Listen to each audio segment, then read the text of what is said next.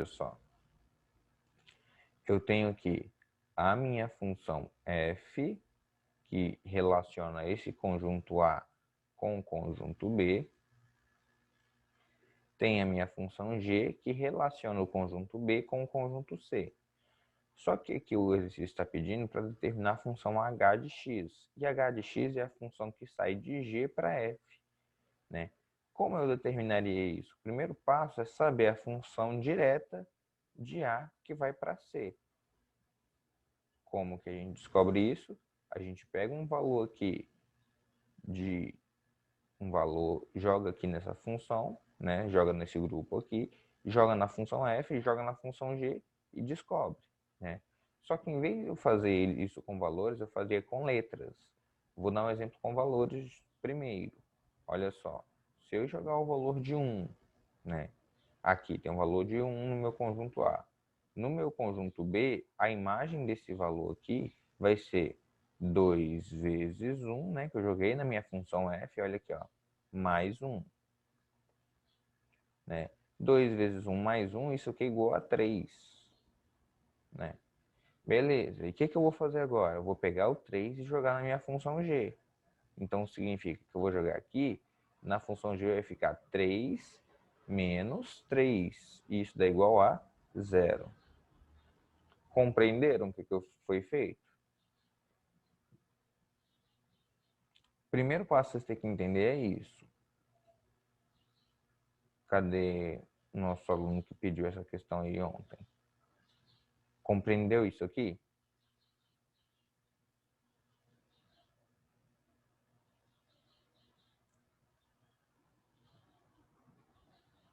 Cadê nosso aluno, José? Tem que chamar. José? Beleza. Então, agora o que a gente faz? Eu vou pegar e colocar com letras. Por exemplo, se eu colocasse a letra A, né? Aqui. Como é que ficaria a minha função aqui? O meu valor que eu iria jogar ficaria 2A mais 1. Certo? E o valor que eu ia jogar aqui dentro da minha função g vai ser esse 2A mais 1. Então, a função ficaria o quê? 3, né? A função g de x, ó. G de x, né? Que no caso seria g de f, porque eu já joguei o meu A, g de f de A, né? Seria quem? Seria 3 menos o resultado de f de A. E o resultado de f de A, né, é quem? 2A mais 1. Beleza, quando eu faço isso aqui, eu posso substituir simplesmente por x. Né? Se eu substituir simplesmente por x, eu estou falando que minha g de f de x, ela é igual a quanto? Ela é igual a 3 mais 1, 4. 4 menos 2x. Essa é minha g de f de x. Só que eu não quero achar minha g de f de x, né? No caso aqui, ó, eu achei, vou falar uma função, fghi. Vamos falar que eu achei uma função i, né? E falar que esse meu y, tá? Meu y era 4 menos 2x. Só que meu y é para transformar esse cara aqui nesse, não é para transformar esse nesse. Para transformar esse nesse, eu tenho que isolar meu y em função de x. Então é isso que eu faria, ó. Y, certo? Y menos 4, né? Isso é igual a menos 2x. Depois, o que eu posso fazer? Eu posso aqui isolar o meu x, né? Multiplico todo mundo por menos 1, passo 2 dividindo. Eu vou ficar com x é igual a 4 menos y, né? No denominador, eu tenho aqui dividido por 2. Então, eu quero que vocês percebam aqui que a única coisa que eu fiz foi calcular o processo inverso. Né? Foi calcular o processo inverso. Eu tinha que meu y em função de x, agora eu calculei o meu x em função de y. Por quê? Porque ele quer esse processo voltando, tá? Ele quer o processo voltando. Então, essa aqui seria a minha resposta. Então, se eu fosse colocar bonitinho, eu ia colocar aqui h de x, tá? Então, ó, a minha função h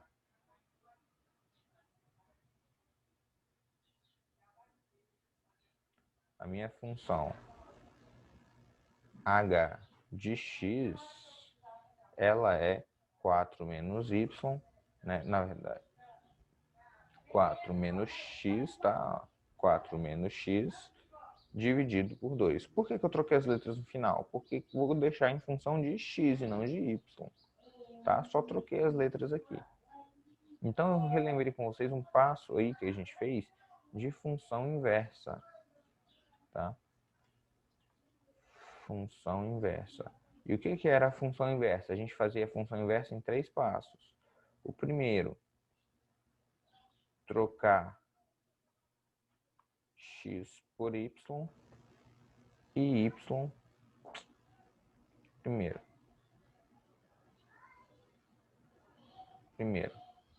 Trocar x por y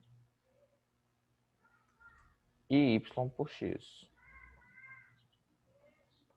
Esse é o primeiro passo, né? Que foi o que...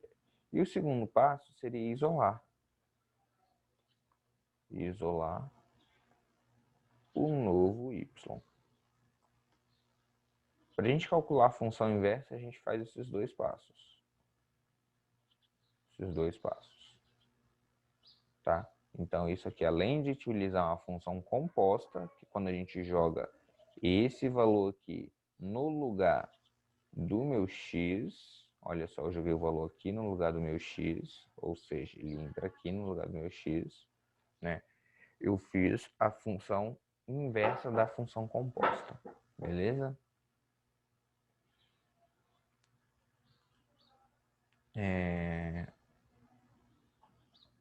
Ficou claro aí? Questão 17? Teve alguma dúvida aí nesse processo? Pediram 25 da página 56. 25 da página 56. Vamos lá.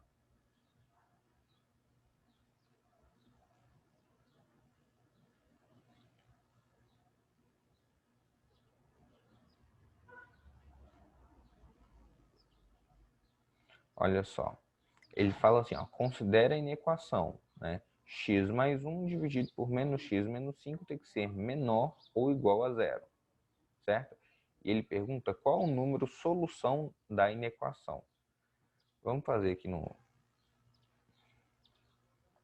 na tela mesmo. Vai demorar um tiquinho, mas fica mais bonitinho para vocês verem.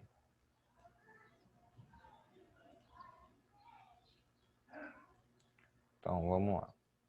Primeiro que eu preciso calcular as raízes de cada um, certo? É o primeiro passo. Então, olha só, eu tenho a equação, vou calcular as raízes da função de cima e vou calcular as raízes da função de baixo. Essa raiz da função de cima é x mais 1, né? E eu tenho que igualar isso a zero. Se eu igualo isso a zero, eu vou fazer o quê? Que achar minha raiz é x igual a menos 1. Né? Se eu tenho aqui a minha função 2, tá? A minha função 2 é a função de baixo aqui, certo? Função de baixo vai ser o quê? Menos x menos 5, isso igual a zero. Achando o resultado do meu x aqui, eu vou achar que x é igual a menos 5. Então, olha só, achei os dois valores.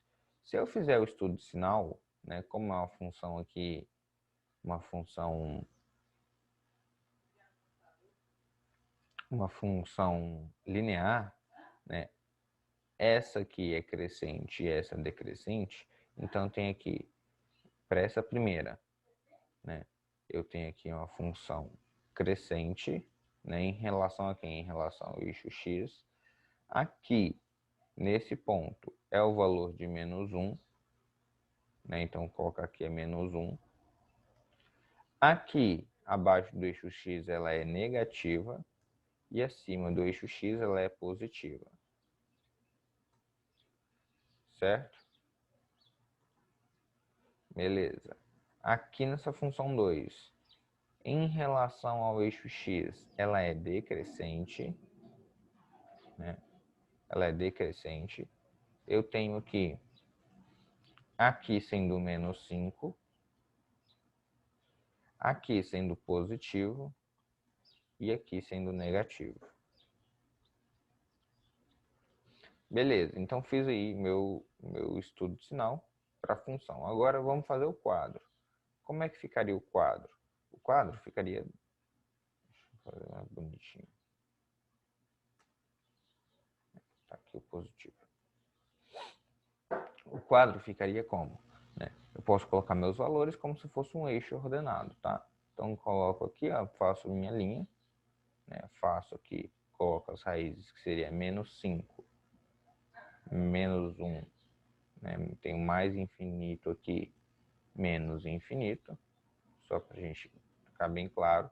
Tem a minha função 1, tem a minha função 2 e tem o resultado aqui que vai ser a multiplicação de sinais. Tá. Vou colocar todo mundo aqui, ó. Aqui é o menos 5, aqui é o menos 1, né, o eixo ordenado. Aqui é mais infinito e aqui é menos infinito. Só que eu tenho que lembrar uma coisa só. No denominador aqui, ele não pode ser menos 5, tá? Por que, Juan, que ele não pode ser menos 5? Porque no denominador não pode ser 0, né? No denominador não pode ser 0. Então, eu tenho que lembrar que a bolinha aqui, ó, se eu fosse colocar uma bolinha aqui, ela ficaria uma bolinha aberta, tá? No menos 5 aqui, ó, uma bolinha aberta.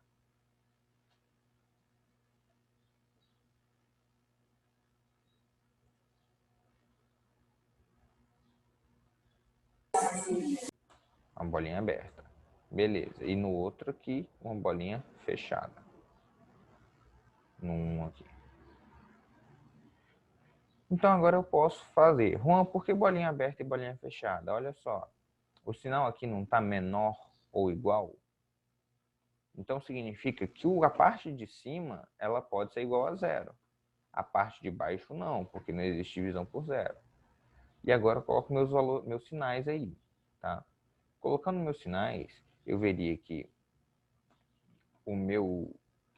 a minha função 1 ela é negativa até o menos 1. Então, ela é negativa até o menos 1. Depois do menos 1, ela é positiva. A minha função 2 ela é positiva até o 5. Depois do menos 5, ela é negativa. Beleza. E a minha função, a minha multiplicação de sinal, não vai ser aqui negativo, positivo e negativo? Você montou assim, né? Então, ó, o intervalo que eu estou querendo aí, o intervalo que eu estou querendo é esse valor negativo aqui. Ou seja, de menos infinito até o menos 5 e de 1 até mais infinito. Se eu fosse representar com intervalos, né? Mais infinito aberto, né? Menos infinito quer dizer aberto. Aberto no menos 5. União com quem? Com o menos 1. E o menos 1 está fechado, tá? Então, coloca aqui, ó, o menos 1 está fechado. Menos 1 fechado. Aberto no mais infinito. Aberto no mais infinito. Ficou claro aí a multiplicação de sinais, gente? Então, eu teria a alternativa aí, alternativa B. Tá? Eu demorei bastante para fazer essa questão, para mostrar para vocês cada detalhe que a gente tem no nosso quadro de sinal. Beleza? Pensou certinho aí, Thiago?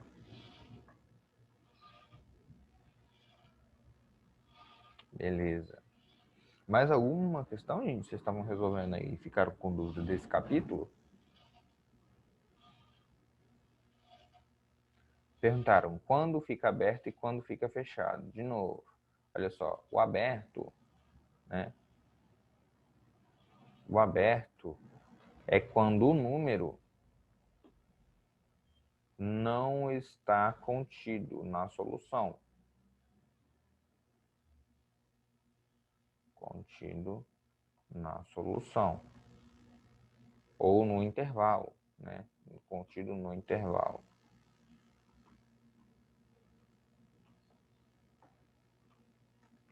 Beleza. Quando que vai ficar fechado? Fechado é quando o número está contido no intervalo. Tá? Aí me perguntam, Juan, olha aqui, ó, a parte mais importante dessa questão, se a gente dá zoom aqui, nessa função, fala para mim, aqui no, existe divisão por zero, gente? Existe divisão por zero? Fala para mim no chat aí, existe divisão por zero? Sim ou não?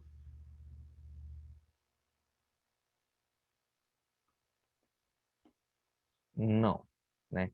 Se não existe divisão por zero, né? Se não existe divisão por zero, eu posso incluir a raiz dessa função aqui na minha solução?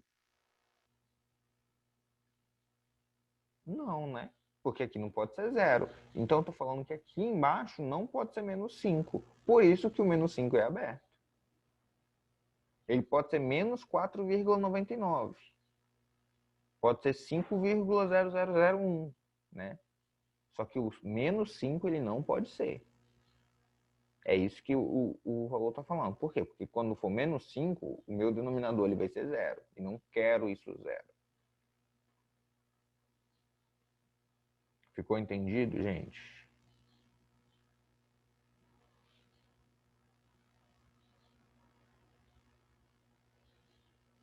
Ficou entendido? Intervalo, quando o intervalo é aberto e quando o intervalo é fechado. Por que o 1 é fechado?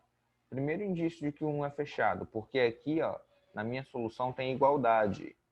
Tá vendo? Ó? Se tem igualdade na minha solução, então indica que eu posso fazer uma igualdade.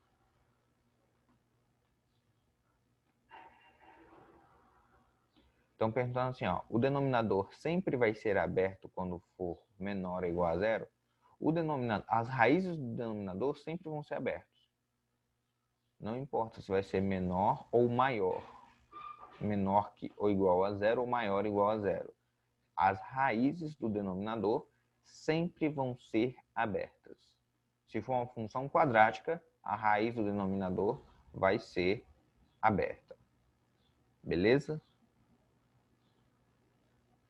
Então, ó, isso aqui, ó, a solução disso aqui, que são essas raízes aqui que a gente calcula, elas sempre vão ser abertas, tá? Sempre vão ser abertas. Sempre vão ser abertas. E aqui, nesse caso em cima é fechado.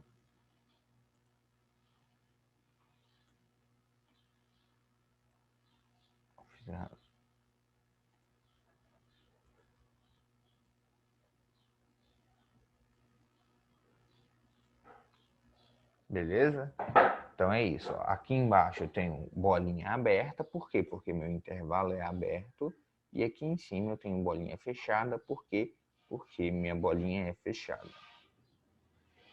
Mais alguma dúvida, gente, nessa questão de intervalo aberto e fechado?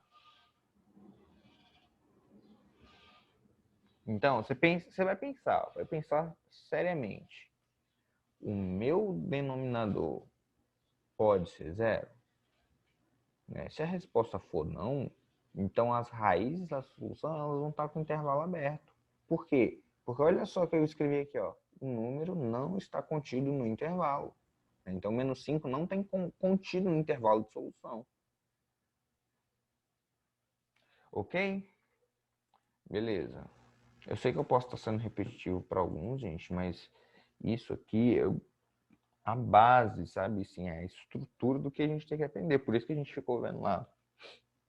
No nosso primeiro mês, só intervalo. Né? Eu estava dando reta real para vocês fazerem a conta com intervalo. Beleza? Mais alguma dúvida aí? Alguém está fazendo algum outro exercício e travou, não conseguiu?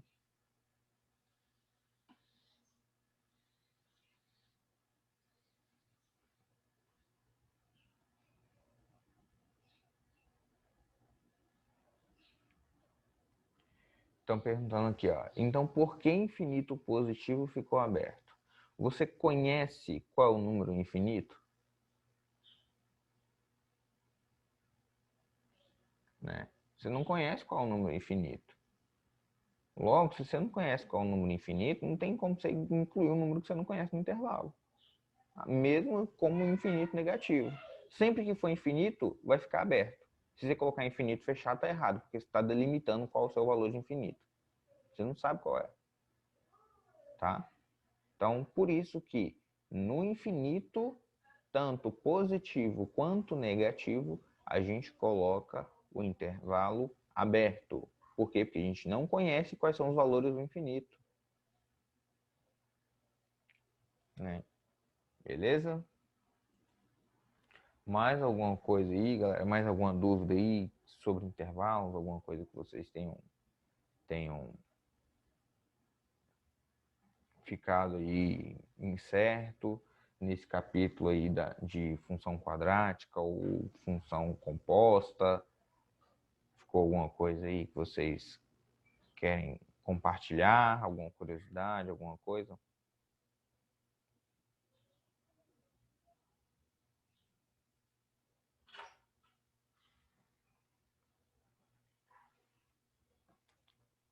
Alguém? Nada? Beleza. Então vamos lá. Deixa eu abrir aqui.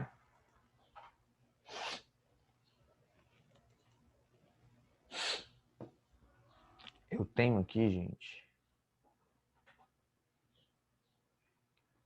questão da sessão Enem que eu quero fazer com vocês. Vamos primeiro fazer essa questão número 1.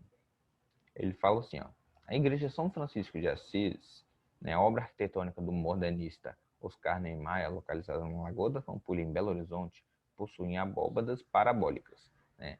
A seta na figura 1 ilustra uma das abóbadas na entrada principal da capela e a figura 2 fornece uma vista frontal dessa abóbada com as medidas hipotéticas para simplificar os cálculos. Tá, então ele dá aqui ó, algumas informações para a gente. Qual é a medida da altura H em metro indicada na figura 2?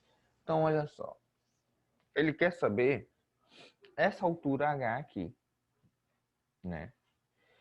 E a única coisa que eu preciso saber dessa informação, desse texto todo aqui, é identificar alguns eixos, porque ele já me deu o valor. Ó. Se eu fizer um eixo aqui, eu tenho o eixo X. Se eu fizer um eixo aqui, eu tenho o eixo Y. Ou seja, eu já identifico algumas coisas. Esse valor aqui, ó, esse valor aqui é o valor de C. Né? Esse valor é o valor de C. Como minha função ela é simétrica, né? Como ela é simétrica, por quê? Porque esse valor de C aqui, o meu B é igual a zero. Né? Eu já consigo identificar isso. E eu tenho aqui uma raiz igual a 5 e a outra raiz igual a menos 5. E quando o x é 4, eu tenho y igual a 3. Então é isso que eu vou fazer utilizar. São essas informações que eu vou utilizar para a minha questão. E o que eu uso, Juan? Sabe o que eu uso? A gente vai usar aí a forma fatorada. Por quê? Porque a gente já tem as raízes, tem alguns pontos, então é só a gente substituir para achar nosso resultado. Então, olha só. Começando, eu faria o quê? Faria que a minha função aí, ela seria o quê? A que multiplica x menos x0, né, que é uma raiz, que multiplica x mais x1, né, que é outra raiz. Então, coloquei minhas duas raízes. Para quem não lembra, é aquela expressão de ontem, né? A que multiplica x menos x1, que multiplica x menos x1, que multiplica x menos x2. Ok? Eu estou achando minha função aqui. Essa é a minha função da forma fatorada. Beleza. Se eu já achei isso aqui, o que eu posso fazer?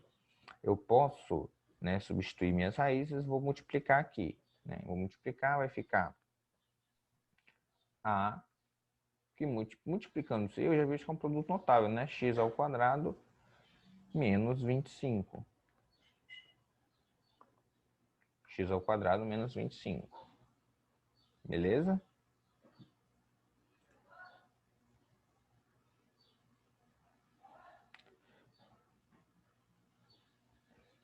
Calma aí, gente, olha só. Estão perguntando, mais b igual a zero, a função não é linear? Não, gente. O que indica aí se a função é linear ou não? O valor de a. Olha aqui, ó, isso aqui é linear? Isso aqui não é linear, não. É. Minha função não é ax quadrado mais bx mais c. Né? Olha o resumo que eu dei ontem. Olha só. O a vai indicar concavidade. O b vai indicar se quando corta aqui, a função está crescendo ou subindo. Olha só, minha função aqui está crescendo, está subindo quando corta aqui? Não, então meu b é igual a zero. E meu c é esse valor aqui propriamente. O a indica a parábola para baixo, né? A parábola para baixo. O b, quando corta aqui, se está crescendo ou subindo. E o c me indica o valor que corta aqui. Beleza? Vamos resgatar os conceitos da aula de ontem, tá? Aí a gente tem o quê? Colocamos as raízes. Perguntaram, Juan, as raízes não seriam 4 e 3? Não, gente. Tá?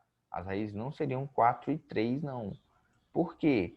Porque o 4 e o 3, né, ó, se eu olhar aqui, o 4 e o 3, ele é um ponto, né? Onde eu vou ter aqui, ó, 4 de x e 3 de y, certo?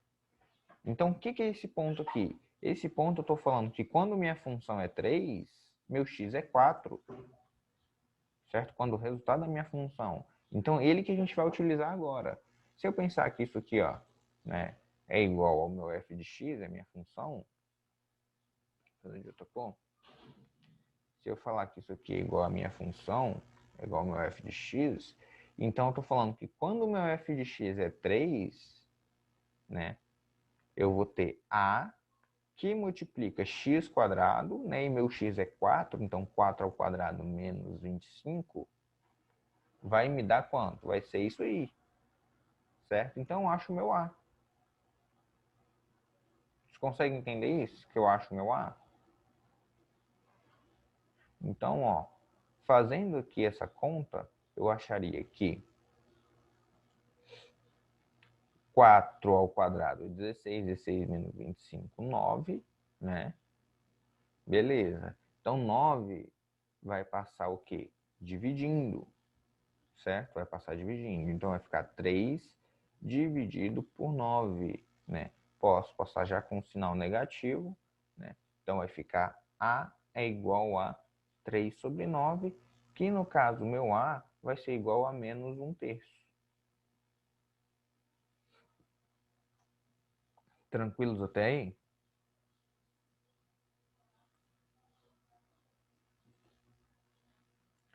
Estão perguntando, isso não é crescente, isso o quê?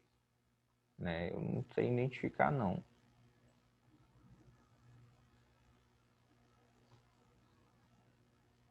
Vou continuar aqui. Quando reformular, quando entender...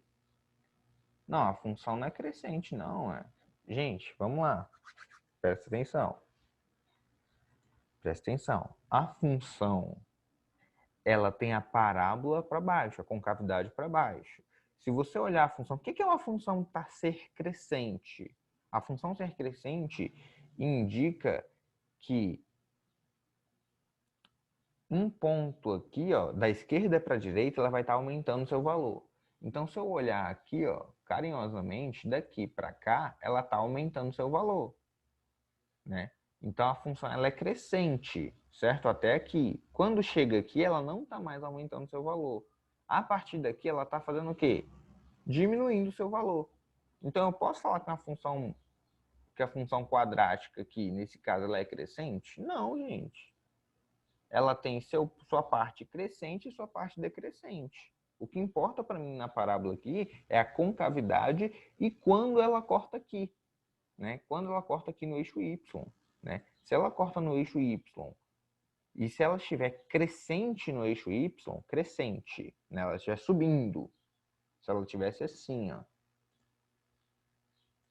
se ela tivesse assim, tá vendo que aqui está crescendo? Né? Se ela tivesse assim, o meu B seria positivo.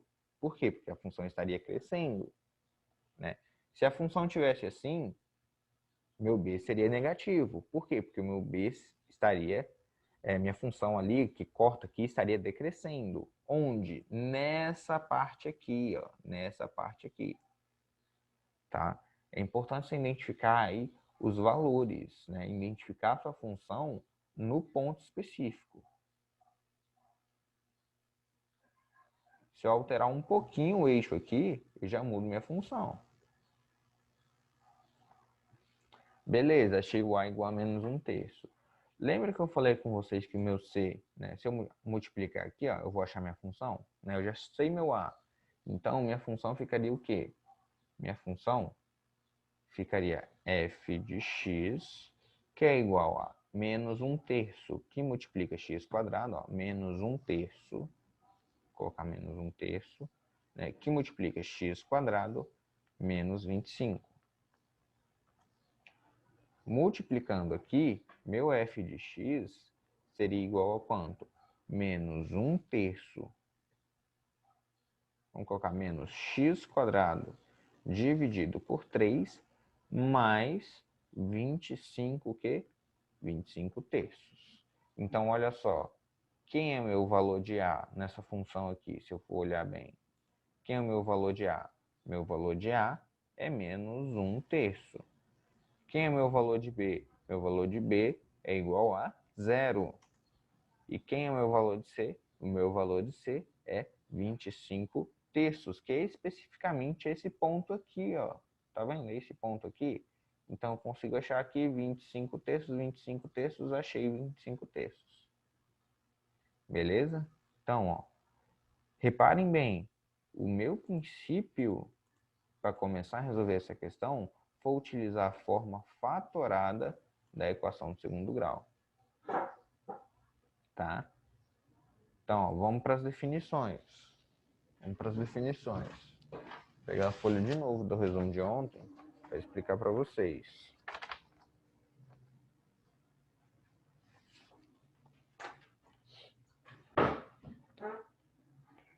Olha só. Sobre aquela dúvida do ser crescente ou não. Função quadrática, né? O A me indica o quê? Concavidade. Se o A é positivo, concavidade para cima. Se o A é negativo, concavidade para baixo. B. Se o ramo que corta o eixo Y está crescente ou decrescente. Olha aqui, ó. Ramo crescente, ramo crescente, ramo decrescente, ramo decrescente. Considera a perninha, tá? A perninha que corta aqui. É crescente ou decrescente? A perninha que corta aqui. Tá crescente ou decrescente? Não tá nem crescendo nem decrescendo, tá vendo? Então essa função tem o b igual a 0. Então sempre que vocês verem isso aqui, ó, a função ela vai ser simétrica em relação ao eixo y, tá? A função vai ser simétrica em relação ao eixo y. Então significa que se aqui for 2, aqui vai ser menos 2. Se aqui for 4, aqui vai ser menos 4. Se aqui for 3, aqui vai ser menos 3. E o valor de C é a ordenada em x igual a 0, ou seja, é o valor de y. valor de C é esses pontinhos aqui onde a função corta, ó. Aqui estão os valores de C. Tá? E o que eu usei? Forma fatorada. Se vocês repararem bem, ó, o meu valor de C lá foi o quê? A multiplicação aqui das duas raízes vezes o meu A. Olha aqui, ó, a multiplicação das duas raízes vezes o meu A. Por isso que eu achei esse valor de C. Tá vendo? Vamos para uma questão muito parecida que a gente tem aí. Gente, eu espero que vocês tenham entendido aí. Eu fiz bem passo a passo, explicando cada dúvida aí, explicando o ramo, explicando os conceitos da nossa função quadrática, tá? A gente não demora esse tanto para fazer uma questão do Enem, não. Seria, gente, mesma coisa dessa questão aqui, ó. Essa questão aqui, questão 3, né? Ele te dá aqui uma altura aqui 10 e ele pede a equação que descreve essa parábola. Te dá aqui 5, te dá aqui menos 5 e te dá o y 10. E agora ele quer saber a equação. Tentem fazer aí na mão. Por hoje, nossa aula acabou, né? Então, pedindo para explicar a forma fatorada de novo, tá? Vamos lá. Olha só. O que é a forma fatorada, gente? Eu vou colocar no lugar do x1 e x2 as raízes, certo? Coloco as raízes no lugar do x1 e x2. Quando eu fizer essa multiplicação, eu vou achar a equação que vai me dar a função, né? E é justamente essa questão aqui que ele está pedindo. Ele está pedindo a equação que descreve a parábola. E olha só, eu tenho aqui 5 menos 5 e tenho aqui cortando no 10. De cara, gente, eu já elimino algumas alternativas, só para vocês terem ideia, olha só. Por que, Juan, se elimina algumas alternativas? Primeiro, né, vamos para a definição. Né? Se eu olhar a definição, eu sei que o meu A aqui, ó, é negativo. O meu A é menor que zero. Eu sei que o meu C é 10. Porque é o valor que corta aqui. E como é simétrico, eu sei que meu B é igual a zero também. Eu já matei metade da questão. Certo? Já matei metade da questão. E aí, o que eu faço? Agora é só analisar cada um. Ó. Aqui, negativo, beleza, aqui não é negativo. Então, essa questão aqui está errada. Ó. Beleza, essas aqui que tem 25 está errada. Então, só fico entre essa e entre essa. Qual das duas que eu vou marcar? Eu preciso fazer a forma fatorada para verificar aqui qual é o meu o meu o meu valor de A. Ou simplesmente eu posso jogar aqui jogar 5 na minha função e ver se vai dar igual a zero. Se eu jogar 5 aqui, 5 ao quadrado, vai ficar menos 25. Menos 25 mais 10 dá menos 15, né? Não dá menos, não dá zero. Então essa aqui está errada. Então só resta essa alternativa aqui para ficar certo. Tá vendo que é muito mais fácil se eu consigo identificar isso aqui, ó? Posso fazer com a forma fatorada? Pode. Você vai achar os valores exatos, né? Só que a gente precisa, gente, de praticidade, né? Então, o que é a forma fatorada? A forma fatorada é quando a gente joga os valores aí de x1 e x2 na nossa equação para achar o resultado multiplicando aqui os termos, tá? Sempre lembrando de analisar os valores de A, né? Os valores de A, de B e de C aí na nossa função. Beleza?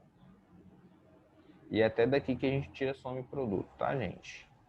A aula de hoje é isso. Eu espero que tenham revisado muitos conceitos aí, tá? E até terça-feira, tá? Beijão. Vejo vocês na terça.